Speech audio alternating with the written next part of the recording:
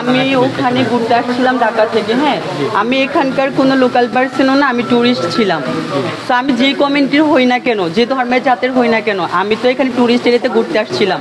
So আমি front সাইডে দাঁড়িয়ে আমি ফোন টিপতেছিলাম, কিন্তু উনি ওখানে আমাকে হ্যারাসমেন্ট করেছে কোনো অপরাধ ছাড়া, বা আমি কোনো অবৈধ কাজের সাথে ইনভলভ ছিলাম না।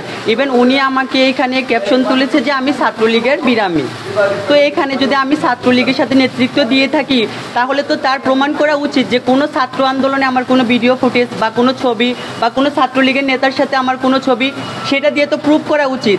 এবং সে যদি আমাকে আরেকটা বিষয় তুলেছে দেহ ব্যবসায়ী হতাম কখন? যদি আমাকে কোনো যৌনপল্লীতে, কোনো পতিতালয়ে, কোনো আবাসিক হোটেল থেকে সে পাইতো, বা কোনো ছেলের সাথে অবৈধ কাজে জড়িত পেতো, বা কোনো ছেলের সাথে ট্যুরিস্ট এরিয়াতে ইনভলভ পাইতো, সে আমাকে হ্যারাসমেন্ট করতে পারতো।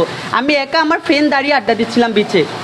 সো সে তো একজন ট্যুরিস্টকে এইভাবে হয়রানি করতে পারে না, তাহলে তো আপনাদের ট্যুরিস্ট এরিয়া বদনাম হয়ে যাবে, এখানে কেউ আসবে না। প্রশাসনের কাছ থেকে প্রশাসন আমাকে অনেক হেল্প করেছে, তারা ওকে ধরতে সাহায্য করেছে, এবং আমি চাই যে আমাকে যে মানহানিটা আমার হয়েছে ওনারা তাকে ওইগুলো শাস্তি দেখ, যাতে আর আপনাদের মাধ্যমে সবাই, সাংবাদিক ভাইদের মাধ্যমে সবাই জানতে পারুক যে সে বিনা কারণে আমাকে কি হ্যারাসমেন্ট করেছে, আমার মানহানি করেছে।